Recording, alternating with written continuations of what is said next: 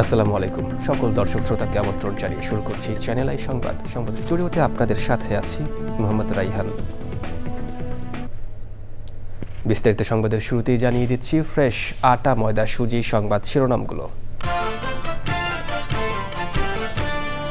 Ukraine যুদ্ধ বন্ধের সিদ্ধান্ত না হলেও বৈঠকে অগ্রগতি হয়েছে জানালেন ট্রাম্প। যুদ্ধের কারণ নিরসনে পুতিনের আহ্বান। রাজধানীর শেওড়াপাড়ায় গৃহবধূর মৃত্যুর ঘটনায় আসামিদের গ্রেফতারে পুলিশের বিরুদ্ধে অবহেলার অভিযোগ, মরদেহ নিয়ে থানায় স্বজনদের বিক্ষোভ। শুভ জন্মাষ্টমী আজ, সাম্প্রদায়িক সম্প্রীতি কেউ যেন নষ্ট করতে না পারে সেজন্য সবাইকে সজাগ থাকতে বললেন প্রধান উপদেষ্টা। সবুজে সাজাই বাংলাদেশ স্লোগানে কুষ্টিয়ায় প্রকৃতি ও জীবন ক্লাবের বৃক্ষরোপণ ও বিতরণ। বাস্তুতন্ত্র রক্ষার অভিযাত্রা ত্বরান্বিত করবে বিশিষ্টজনদের প্রত্যাশা। এবং আধুনিক যন্ত্রের আগ্রাসনে বিলুপ্তির পথে ঐতিহ্যের ঘানি, প্রায় হারাতে বসা এই পেশা টিকিয়ে রাখার চেষ্টায় সাভারের নামা বাজারের কয়েক ব্যবসায়ী।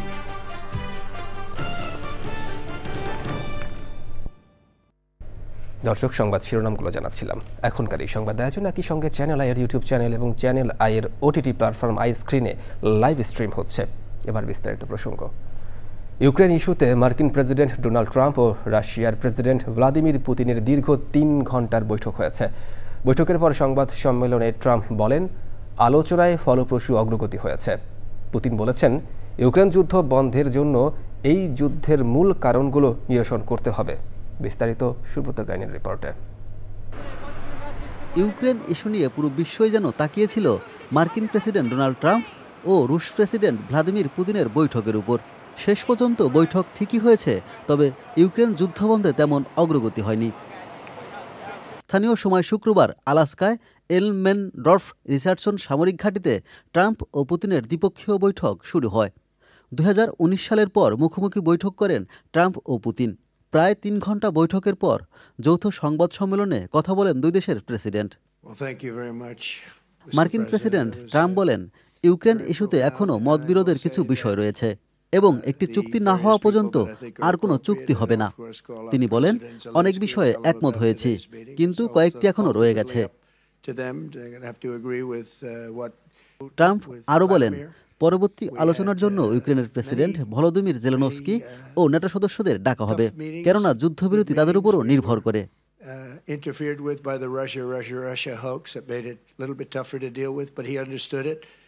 রুশ প্রেসিডেন্ট ভ্লাদিমির পুতিন বলেন, একটি স্থায়ী ও দীর্ঘমেয়াদী সমাধানের জন্য এই সংঘাতের মূল কারণগুলো নিরসন করতে হবে। কিন্তু মূল কারণগুলো বলতে কি বোঝাচ্ছেন সে বিষয়ে বিস্তারিত জানাননি। তবে পরবর্তী বৈঠক মস্কোতে হবে উল্লেখ করে তিনি ট্রাম্পকে স্বাগত জানান।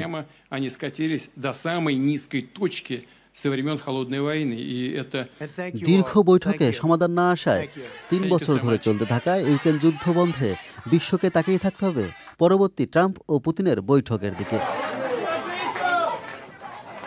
Subrata Gain, Channel i. রাজধানীর শেওড়াপাড়ায় নিজ বাসায় গৃহবধূ ফাহমিদা তাহসিন কেয়ার মৃত্যুর ঘটনায় আসামিদের ধরতে পুলিশের অবহেলার অভিযোগ তুলেছেন স্বজনরা। শুক্রবার সন্ধ্যায় কেয়ার মরদেহ নিয়ে মিরপুর মডেল থানায় বিক্ষোভ করেন স্বজনরা। পরে সংবাদ সম্মেলন করেন তারা। যাযাবর মিন্টুর রিপোর্ট। বুধবার রাতে রাজধানীর শেওড়াপাড়ায় নিজ বাসায় গৃহবধূ ফাহমিদা তাহসিন কেয়ার মৃত্যু হয়। বাবার বাড়ির স্বজনদের অভিযোগ, পারিবারিক কলহের জেরে তার স্বামী সিফাত আলী সহ শ্বশুরবাড়ির লোকজন কেয়াকে হত্যা করে। হত্যাকারীদের ধরতে পুলিশের দৃশ্যমান কোনো অগ্রগতি না থাকায় শুক্রবার সন্ধ্যায় কেয়ার মরদেহ নিয়ে মিরপুর মডেল থানার সামনে বিক্ষোভ করেন কেয়ার বাবা মা সহ অন্য আত্মীয় স্বজন। আমরা আমার মেয়ের হত্যাকাণ্ডের বিচার চাই। এই পুলিশের অসহযোগিতার কারণে আমরা গতকালকে আমার মেয়ের লাশ আমরা দাফন কাফন করতে পারি না, জানাজা করতে পারি নাই। যেহেতু আমার মেয়ের দাফন কাফন জানাজা করতে পারো না, আজকে আমার নাতিনাতর যারা ছিল এদেরকে পুলিশ বলছে আমাদেরকে হস্তান্তর করবে এবং পুলিশ আমাদেরকে বলছে যে আপনারা জান আমরা ফোর্স দিয়ে আসতেছি। পুলিশ যায় নাই, আমরা ওই বাসায় গেছি, আমরা গাড়ি নিয়ে বেরিয়েছি, ওই বাসা থেকে বলছে আপনারা যান আমরা পিছনে গাড়িতে বাচ্চাদেরকে আসতেছি, এরা আসে না। অভিযোগের বিষয়ে পুলিশের কাছে জানতে চাইলে তারা জানান মামলার তদন্ত চলছে। ময়নাতদন্তের রিপোর্টে জানা যাবে মৃত্যুর কারণ। পুলিশের একাধিক টিম কাজ করছে।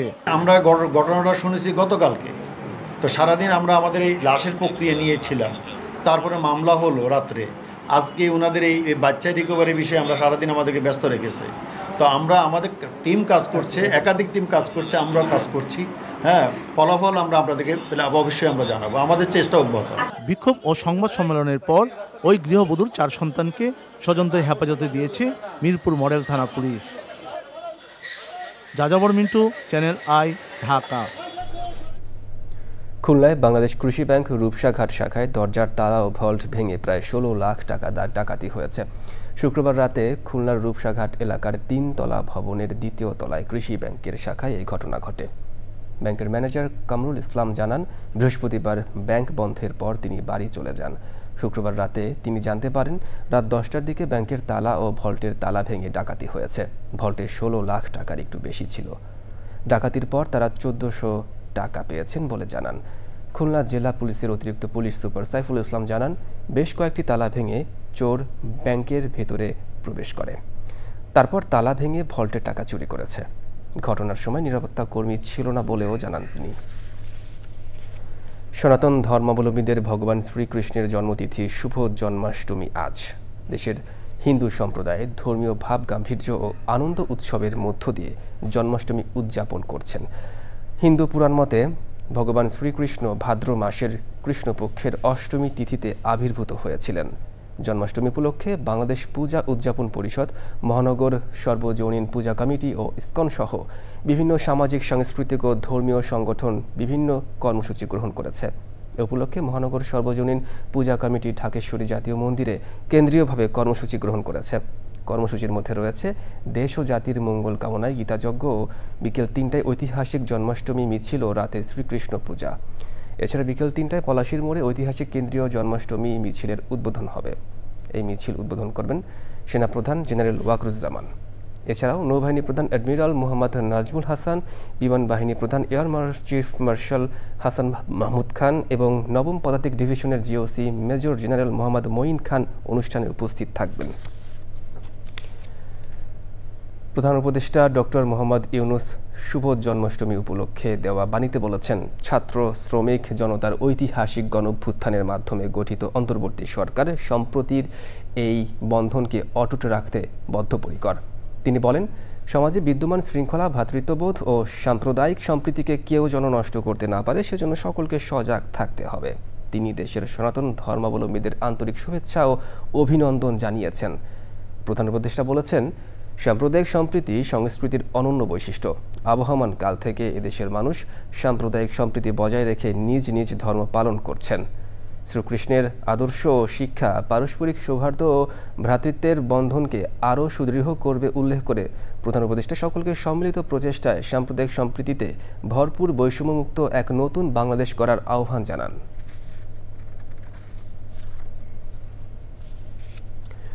শুভ জন্মাষ্টমী উপলক্ষে সনাতন ধর্মাবলম্বীদের শুভেচ্ছা জানিয়েছেন বিএনপির ভারপ্রাপ্ত চেয়ারম্যান তারেক রহমান। বাণীতে তারেক রহমান বলেন, আবহমান কাল ধরে এই জন্মাষ্টমী উৎসব যথাযোগ্য মর্যাদায় পালিত হয়ে আসছে। উৎসব সার্বজনীন ও সম্প্রদায়গত বিভাজনকে সংযুক্ত করে মানুষকে ঐক্য ও ভ্রাতৃত্বের নিবিড় বন্ধনে আবদ্ধ করে, মানব সমাজকে এক শক্ত ভিত্তির উপর দাঁড় করায়। তিনি আরও বলেন, সকল ধর্মের মর্মমানি সম্প্রীতি, মানব কল্যাণ ও শান্তি প্রতিষ্ঠা করা। শ্রীকৃষ্ণের বাণী ও কৃতকর্ম অনুসরণে অত্যাচারীর বিরুদ্ধে প্রতিরোধের শিক্ষা থেকে অসহায় ও মজলুম মানুষ প্রেরণা লাভ করবে। বিএনপি সম্প্রীতির বন্ধন অটুট রাখতে দৃঢ় অঙ্গীকারবদ্ধ।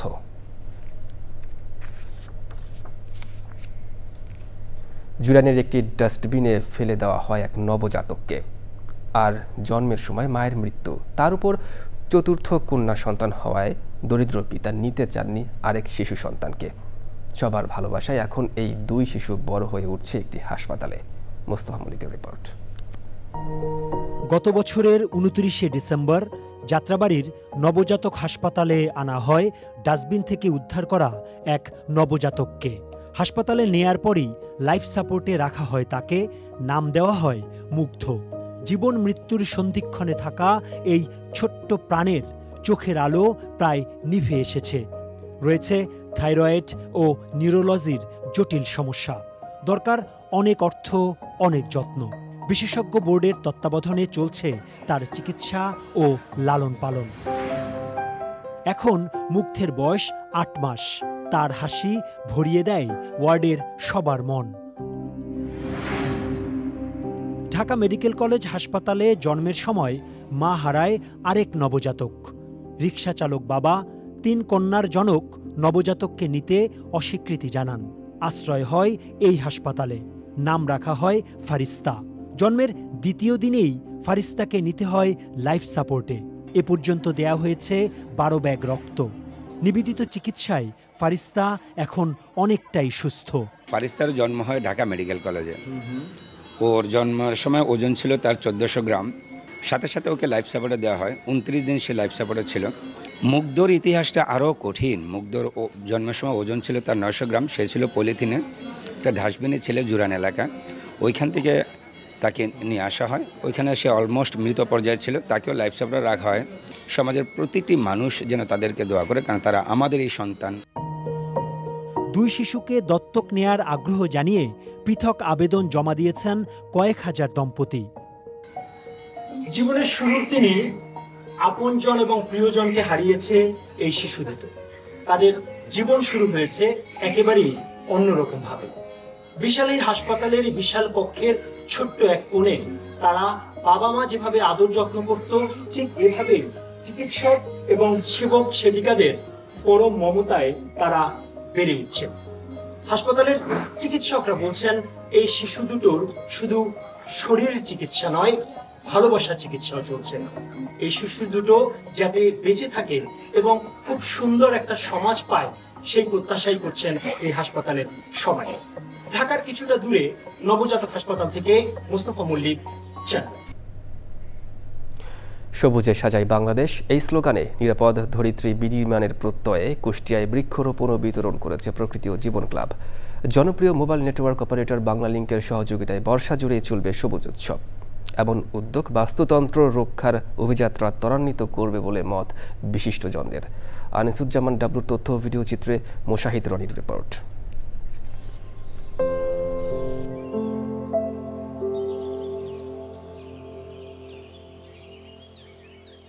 নির্বিচার প্রকৃতি ধ্বংস, দূষণ আর চলমান বৈশ্বিক উষ্ণতা নিরসনে সব মহলেই যখন সবুজের বন্দনা, তখন প্রকৃতি ও জীবন ক্লাবের দেশব্যাপী বৃক্ষরোপণ ও বিতরণ। এরই ধারাবাহিকতায় কুষ্টিয়াতে বাংলালিংকের সহযোগিতায় বৃক্ষরোপণের পাশাপাশি কুষ্টিয়া কালেক্টরেট স্কুলের সহস্রাধিক শিক্ষার্থীর মাঝে বিতরণ করা হয়েছে নানা পদের দেশীয় গাছের চারা। সবুজে সাজাই বাংলাদেশ এই প্রতিপাদ্যে কুষ্টিয়ায় বৃক্ষরোপণ কর্মসূচি পালন করেছে প্রকৃতি জীবন ক্লাব। এই যে গাছ আমরা লাগাই, এই গাছের যে কত ধরনের উপকারিতা সেটা কিন্তু বলে শেষ করা যায় না। 1 একর বন কার্বন ডাই অক্সাইড শুষে নিচ্ছে 6 টন আর 4 টন অক্সিজেন তৈরি করছে। ভাবা যায় এই ধরনের একটি বিশাল কাজ করছে আমাদের চোখের অন্তরালে। আসুন এই বর্ষায় আমরা হাতে হাত মিলিয়ে সারা বাংলাদেশে এই বৃক্ষরোপণ কর্মসূচিকে এগিয়ে নিয়ে যাই এবং বাংলাদেশটাকে সবুজে ছেয়ে ফেলি। হরেক রকম দেশীয় ফলদ, বনজ ও ঔষধি গাছের চারা পেয়ে উচ্ছ্বসিত শিক্ষার্থীরা। গাছ আমাদের প্রচুর অক্সিজেন দেয়, এই গাছ ছাড়া আমরা বাঁচতে পারি না। পৃথিবীতে গাছ ছাড়া কিছুই নেই। গাছ আমাদের বেঁচে থাকার জন্য একটা গুরুত্বপূর্ণ অংশ হিসেবে কাজ করে। আমরা গাছ পেয়েছি, গাছ পেয়ে অনেক আনন্দিত। জলবায়ু পরিবর্তনের অভিঘাত মোকাবেলায় প্রকৃতি ও জীবন ক্লাবের দেশব্যাপী এমন মহতী উদ্যোগ আরও সম্প্রসারণের দাবি বিশিষ্টজনদের। এই কর্মযজ্ঞ যে সারা বাংলাদেশব্যাপী যে প্রকৃতি ও জীবন ক্লাব করছে, এটা নিঃসন্দেহে প্রশংসনীয়, দাবিদার। আমাদের প্রত্যেকটি শ্রেণী পেশাকেই এই ধরনের উদ্যোগে আগ্রহী হওয়া উচিত। আর যেহেতু চ্যানেল আই এই কাজটি করছে, চ্যানেল আইকে আমার ব্যক্তিগত পক্ষ থেকে এবং আমাদের এই স্কুলের পক্ষ থেকে আমি ধন্যবাদ জানাচ্ছি।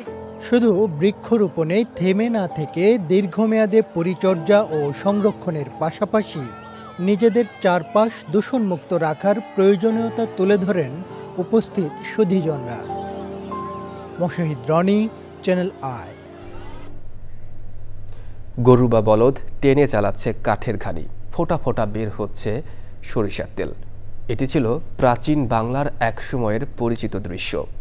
ঘানি ভাঙা তেলের স্বাদ, গন্ধ আর পুষ্টিগুণ ছিল অতুলনীয়। কিন্তু সময়ের সাথে সাথে আধুনিক যন্ত্রের আগ্রাসনে ঘানি এখন খুব একটা চোখে পড়ে না। তবে কেউ কেউ এখনও ধরে রাখার চেষ্টা চালিয়ে যাচ্ছেন পুরনো ঐতিহ্যময় এই পোশাকে। বিস্তারিত শাইখ সিরাজের রিপোর্টে।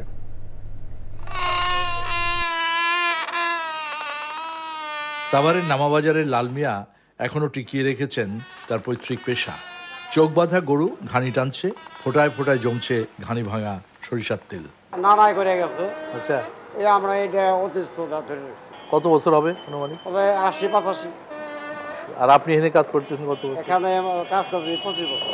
প্রায় হারাতে বসা ঐতিহ্যের এই পেশা এখনো টিকিয়ে রাখার চেষ্টা চালিয়ে যাচ্ছেন নামাবাজারের আরো কয়েকজন।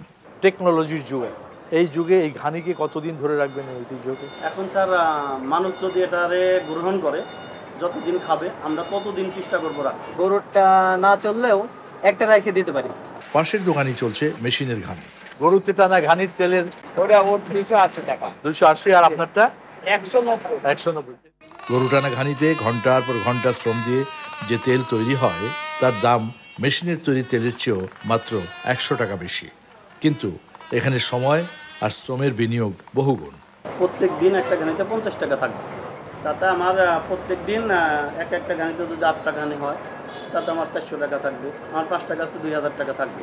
বিশ্বের অনেক দেশেই তাদের ঐতিহ্য রক্ষায় বিশেষ ব্যবস্থা নিচ্ছে, অথচ আমাদের দেশে এই পেশার মানুষগুলো হারিয়ে যাচ্ছে সহায়তার অভাবে। শস্যের দানা থেকে বিন্দু বিন্দু করে সোনালি তেল, এর পেছনের উৎপাদনের যে শ্রম, তা সোনার মতোই দামি। বিশ্ব দরবারে এই ঐতিহ্যগুলো তুলে ধরা খুব প্রয়োজন। এতে মিলবে মূল্য সংযোজন, একইভাবে টিকবে আমাদের ঐতিহ্য। সাভারের নামাবাজার থেকে শাইখ সিরাজ, চ্যানেল আই। দর্শক, এ নিয়ে বিস্তারিত প্রতিবেদন দেখুন আজ রাত 9টার সংবাদের পর হৃদয়ে মাটি ও মানুষ অনুষ্ঠানে। গাজায় অনাহার ও অপুষ্টিতে মৃতের সংখ্যা বাড়ছে। 24 ঘন্টায় আরও এক শিশুর অনাহারে মৃত্যু হয়েছে। এ নিয়ে মৃতের সংখ্যা 240 জনে দাঁড়িয়েছে, যার মধ্যে 107 জন শিশু। জাতিসংঘের প্রতিবেদনে জানানো হয়েছে, গাজা শহরে অপুষ্টির হার 21.5% পৌঁছেছে। গাজার স্বাস্থ্য মন্ত্রণালয় জানিয়েছে, গাজায় ইসরায়েলি হামলায় ত্রাণের জন্য অপেক্ষমান 17 জন সহ কমপক্ষে 41 জন ফিলিস্তিনি নিহত হয়েছেন। এদিকে দক্ষিণ লেবাননের নাবাতি শহরের উপকণ্ঠে আলী আল তাহের এলাকায় বিমান হামলা চালিয়েছে ইসরায়েল। এবার নিটোল টাটা কৃষি সংবাদ।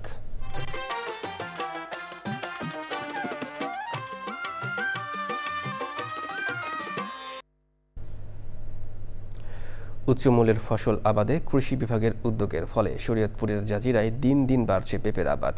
গত বছরের তুলনায় এবার উপজেলায় 10 হেক্টর বেশি জমিতে পেঁপের চাষ হয়েছে। অন্য ফসলের তুলনায় ঝুঁকি কম ও লাভজনক হওয়ায় কৃষকও আগ্রহী হচ্ছেন। এবার প্রকৃতি সংবাদ।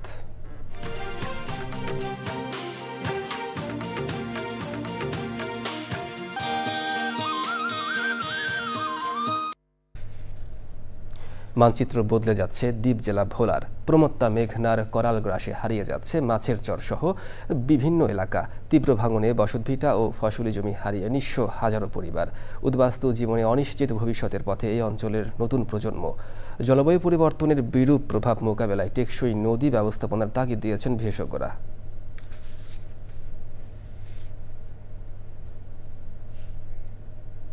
দর্শক, চ্যানেলের সংবাদ শেষ করব, তবে যাবার আগে ফ্রেশ আটা ময়দা সুজি সংবাদ শিরোনামগুলো জানিয়ে দিচ্ছি আরও একবার।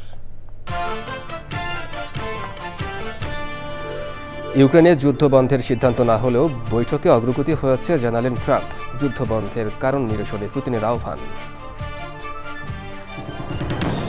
রাজধানীর শেওড়াপাড়ায় গৃহবধূর মৃত্যুর ঘটনায় আসামিদের গ্রেফতারে পুলিশের বিরুদ্ধে অবহেলার অভিযোগ। মরদেহ নিয়ে থানায় স্বজনদের বিক্ষোভ। শুভ জন্মাষ্টমী আজ। সাম্প্রদায়িক সম্প্রীতি কেউ যেন নষ্ট করতে না পারে, সেজন্য সবাইকে সজাগ থাকতে বললেন প্রধান উপদেষ্টা। সবুজে সাজাই বাংলাদেশ স্লোগানে কুষ্টিয়ায় প্রকৃতি ও জীবন ক্লাবের বৃক্ষরোপণ বিতরণ। বাস্তুতন্ত্র রক্ষার অভিযাত্রা ত্বরান্বিত করবে বিশিষ্টজনদের প্রত্যাশা।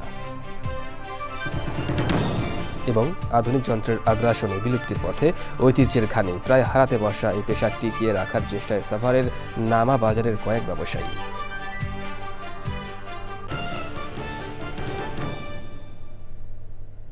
দর্শক, এই ছিল এখনকার মতো চ্যানেল আই সংবাদ। এতক্ষণ সঙ্গে থাকার জন্য ধন্যবাদ সবাইকে।